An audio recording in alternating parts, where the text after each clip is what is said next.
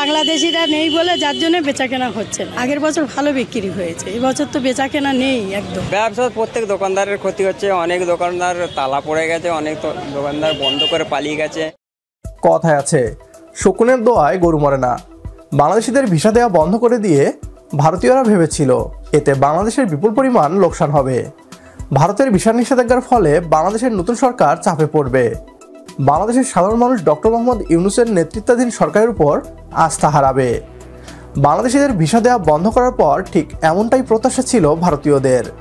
তবে বাস্তবে যা হচ্ছে তা একজন বাংলাদেশি হিসাবে আপনাকেও গর্বিত করবে। বাংলাদেশি পর্যটক না পেয়ে কলকাতার ব্যবসায়ীরা রাস্তার ফকির হয়েছে। ঈদের সময় বাংলাদেশি পর্যটকদের অর্থে জমজমাট ব্যবসা হতো কলকাতার দাদাদের। বাংলাদেশিদের না পেয়ে কলকাতা যেন এক শ্মশানে পরিণত হয়েছে। বাংলাদেশি পর্যটক ভারতে না যাওয়ায় কি হাল কলকাতার ব্যবসায়ীদের, আসুন তা দেখে আসি একজন ভারতীয় সাংবাদিকের ধারণকৃত ভিডিও থেকে।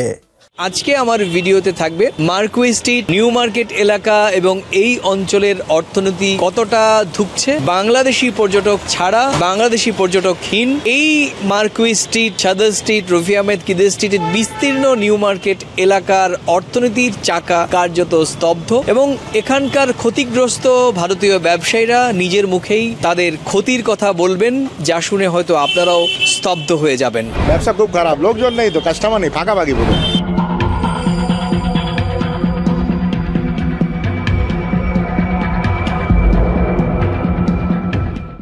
আর এই মুহূর্তে চলছে পবিত্র রমজান মাস এবং পবিত্র রমজান মাসে ভারতীয়, বিশেষ করে কলকাতার এই নিউ মার্কেটের নানা রকম ব্যবসায়িক দৃষ্টিকোণ তৈরি হয় এবং আপনারা জানেন যে এখানে সকালবেলা অনেক রেস্টুরেন্ট খাবারের দোকানগুলোতে সেহরির ব্যবস্থা করা হতো এবং সন্ধ্যের সময় ইফতারির নানা পসরা নিয়ে ব্যবসা চলতো এবং স্থানীয় হোটেলগুলোতে বিভিন্ন ধরনের খাবার সাজানো হতো এই ইফতারের সময়। তো যেহেতু বাংলাদেশি পর্যটকরা ভিসার কারণে এখন কলকাতার এই নিউ মার্কেট এলাকায় আসতে পারছেন না এবং সে কারণেই কিন্তু দেখা যাচ্ছে যে এই রমজান নির্ভর যে ব্যবসা বাণিজ্য সেটা কিন্তু কার্যত বন্ধ। শুনে নেব কয়েকজন ইফতারি বিক্রেতা তারা কিভাবে তাদের এই ব্যবসায়িক দুরবস্থার কথা বললেন। হ্যাঁ, বাংলাদেশিরা নেই বলে যার জন্য বেচাকেনা হচ্ছে না। আগের বছর ভালো বিক্রি হয়েছে, এই বছর তো বেচাকেনা নেই একদম। অনেকক্ষণ তো বসে আছি, একটা কাস্টমার এলো, একজনা দিয়ে দিয়েছে, বৈকাল থেকে ধরো 2:30 থেকে এখানে বসে আছি, বেচাকেনা নেই একদম। বাংলাদেশিরা থাকলে ভালো বেচাকেনা হয়, বেচাকেনা নেই। আমার কি করবো, না এলে খরিদ্দার আসবে তবে তো আমি দেবো, খরিদ্দার না এলে কি করবো, বসেই আছি, বেচাকেনা নেই, কিছু নেই। बहुत बुरा हाल है, बांग्लादेशी लेकर के धंधा, बांग्लादेशी ले ये तो धंधा नहीं।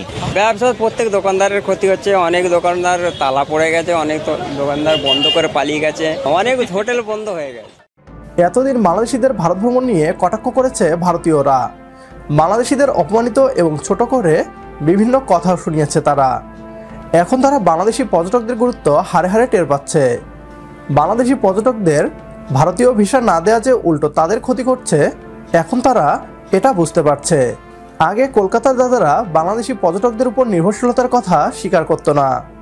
এখন কলকাতার সর্বস্তরের ব্যবসায়ীরা চিৎকার করে বলছে আমাদের ব্যবসা বাংলাদেশি পর্যটকদের উপর নির্ভর করে।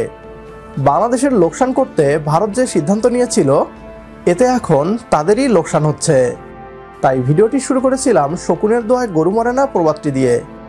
আজকের ভিডিও এ পর্যন্তই। ভিডিও সম্পর্কে আপনার গুরুত্বপূর্ণ মতামত কমেন্ট বক্সে জানিয়ে দিন আমাদের। সেই সাথে ভিডিও শেয়ার করে দেখার সুযোগ করে দিন আপনার বন্ধুদের। পরবর্তী ভিডিও দেখার আমন্ত্রণ জানিয়ে বিদায় নিচ্ছি আজ। আল্লাহ হাফেজ।